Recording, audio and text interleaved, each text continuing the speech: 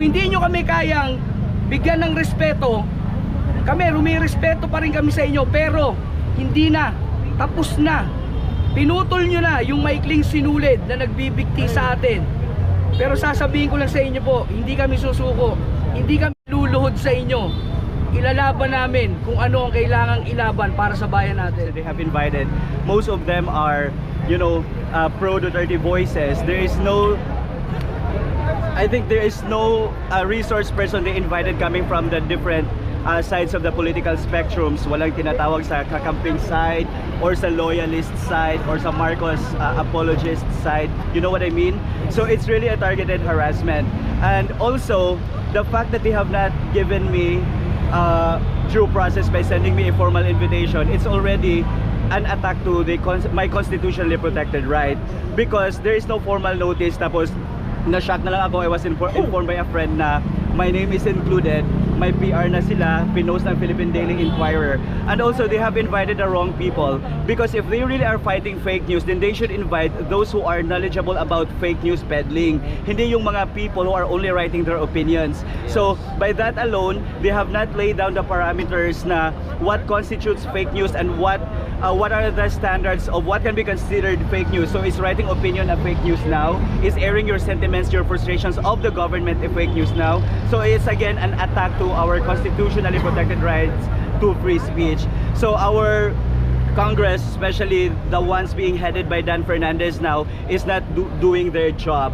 They are doing this for their personal gains. And to Dan Fernandez, I think he should go back and study constitutional law, because I think he is uninformed, misinformed, and disinformed about everything. So dapat siya ang pinaiimbestigahan about fake news kasi wala siyang alam. Yan lang po. Tama. Next. Dr. Mata po. Dr. Mata po. Kasi eleksyon na. Yes. Tanong, anong nangyayari? Eleksyon na kasi. Nararamdaman nila yung power ng social media na against sa kanila. Pero hindi namin ginawa yun. Sila ang gumawa nun. Nag-react lang yung masa, yung mga tao. Ayaw ng tao yung ginagawa nila. So hindi kami nag-uusap-usap, siraan natin. Hindi nag-react lang ang tao na hindi sila satisfied. Ayun, ito ang plot twist. Parang galing dito tsaka dito pinagduktong. Kami vloggers. Ito topic ng Pogod sa West Philippine Sea. Ang layo! Ngayon kinumbine. Ang Pogo daw ang nagfunding sa amin para daw siraan.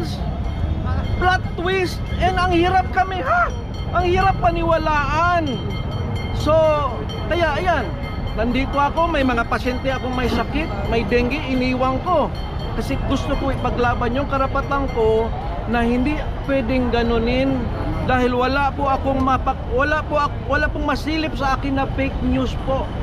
So, pinoproteksyonan natin dito ngayon ang freedom of speech, dahil ang freedom of speech po, yan po ang thermometer ng demokrasya. Kung walang freedom of speech, pangit na ang demokrasya ng Pilipinas. So, wag po itong ialaw, wag po dapat itong ituloy para hindi matakot ang mga tao na magsalita. Yes. Salamat po. Para sa katotohanan, hindi dapat matakot ang katotohanan. Because the truth shall set us free. Dapat maging makabayan din sila. Hindi yung Thank you po. personal politika na yan. Politika na ginagawa Politika nila. na yon, larong politika na. Pero ang layo naman yung reasoning. Dalawang poles pinagkabit, nakakatawa na yon. Walang maniniwala sa ganon. Connect the unconnected.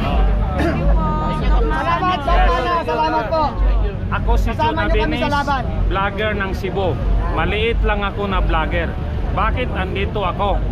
Dahil gusto nilang patahimikin ang boses ng maliliit na vlogger, ang boses ng bayan.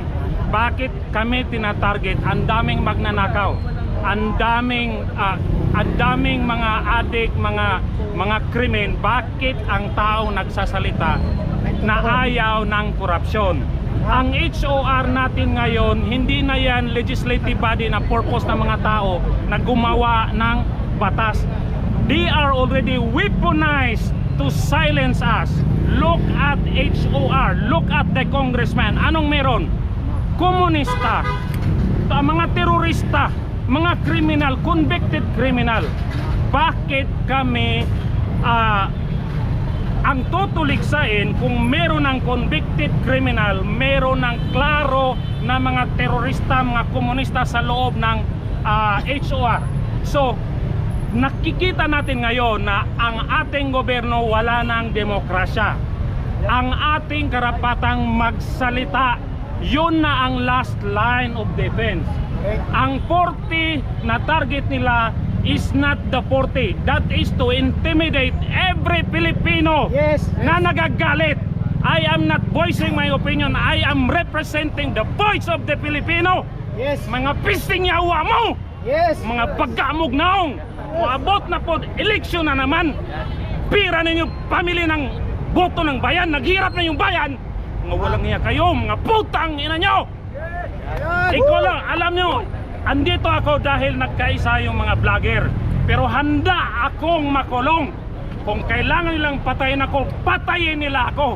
Dahil everyday depressing na nakikita natin dito sa Pilipinas. Puro addict, puro magnanakaw. Yung ating 6.3 million nanakawan nila. Ang last na respectable ngayon na department nasa Supreme Court. Yes. The legislative department is already weaponized against the Filipino people. Ang executive department are all cowards and lahat magnanakaw. Marami dyan siguro nananahimik lang. Pero pag natahimik ang mga vloggers, ang mga individual na tulad ko, walang pag-asa ang Pilipinas. Hindi natin to laban ito ng mga anak natin at mga apo natin. Hindi tayo atras. Pwede nilang patayin yung 40 na pero hindi tayo mapapatahimik. Darating ang panahon, pupunta kami sa Congress at hindi lang 40. Yung mga followers ng 40 na vloggers, pupunta kami dyan. Darating tayo dyan.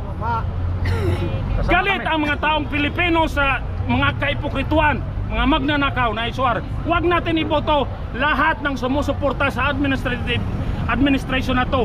Huwag nating iboto. Yun ang kinatakutan nila, kaya patatahimikin nila tayo. Yun ang mensahe ng mamamayang Pilipino. Mabuhay ang Pilipino, mabuhay ang mga Bisaya. I from Cebu. Thank you. Buhay. Sir Jonathan. Magandang hapon, magandang tanghali sa inyo. Nandito tayo para questionin yung motibo nitong House of Representatives. Unang-una, bakit kami pinagbibintangan na tumatanggap ng pera galing sa mga drug lord, sa mga narco sinasabi, at ganoon din sa mga pogo. Ang tanong lang naman simple, diba? Sino ba ang mga nagbago ang buhay? Diba? Sino yung mga naka-bulletproof ngayon? Sino yung mga nagsusuot ng mga milyong-milyong halaga ng alahas? Sino yung mga nagsusuot ng mamahaling mga accessories? Mga bag, sapatos, sinturon, damit. Diba? Kung ikaw ay naglilingkod sa taong bayan, nagseserbisyo ka, dapat marunong kang mahiya, di ba? Kami ang pinagbibintangan na tumatanggap doon sa mga sindikato. Hindi kaya kayo yung sinasabi ninyong kami ay tagapagtanggol ng mga narko at saka ng mga pogo, hindi kaya kayo ang mga narco politician? Yes. Di ba? Tignan ninyo yung mga sarili nyo. Tignan ninyo kung ano yung binibintang nyo sa amin, kayo yan. Di ba? Nagtatago kayo sa power ng lehislatura. Kung meron kayong ebidensya laban sa amin, bakit hindi kayo mag-file ng kaso? Para yan ay masagot namin. Ano ang motibo ninyo? Gusto nyong ipakulong kaming lahat? Gusto nyong ipakulong kami hanggang matapos ang eleksyon. Bakit? Para hindi namin mailantad ang mga kapulukang ginagawa ninyo, ang mga pag-aabuso na ginagawa ninyo sa inyong tungkulin, yung mga pagdanakaw ninyo. Kaya kami nandito para questionin itong mga ginagawa ninyo. ano yung motibo ninyo? Ha? Kaya kami nandito. Akala ninyo, basta-basta kami kakagat sa mga inilatag yung pain. Ha? Yung inilatag yung lambat, walang silbi. Ha? Walang silbi. Nagpauto na naman kayo. Akala nyo maiisahan nyo ang mga vloggers. Akala nyo ang mga vloggers kapareho nyong sunga. Yun po. Thank you. Old Pinay. Old school. Old school. Magandang hapon po sa inyong lahat. Nagulat ako bakit ako nakasama dito. Pero sabi nga natin, Huwag ka na magulat. hindi tayo tatahimik sa mga kupal na to. Hindi kami natatakot kaya hindi kami sumipot. Ginamit lang namin yung utak namin dahil hindi nyo kayang linlangin ang mga may totoong pakay sa tunay na magandang mangyayari sa Pilipinas. Hindi kami maging tau-tauhan nyo dyan at hindi rin kami papayag na putang ina gawin nyo kami, bubulihin nyo lang kami dyan for yes or no. Pero alam naman namin ang tunay nyong pakay lang, contempt kami hanggang matapos ang eleksyon. True. Wala kayong ibang gagawin dyan. Hindi kami pwede magpaliwanag. Tapos sinasabi nyo kanina, natatakot kami. Hindi po kami natatakot sa inyo. Ang kinakatakutan namin, yung hindi namin maibigay, yung side namin pag tinatanong nyo kami. Dahil lahat na lang ng tinatanong nyo, walang karapatang sumagot sa inyo. Tandaan nyo po, ang taong may pinaglalaban para sa bayan, kahit sa inyo, hindi kami matatakot. Yan ang tunay na laban. Yan ang gusto naming ipamana sa mga kabataan, sa mga anak namin, sa apo namin. Kung hindi nyo kami kayang bigyan ng respeto, kami, rumirespeto pa rin kami sa inyo, pero hindi na, tapos na. Pinutol nyo na yung maikling sinulid na nagbibigti sa atin. Pero sasabihin ko lang sa inyo po, hindi kami susuko, hindi kami luluhod sa inyo. Ilalaban namin kung ano ang kailangang ilaban para sa bayan natin. Tama. Thank you.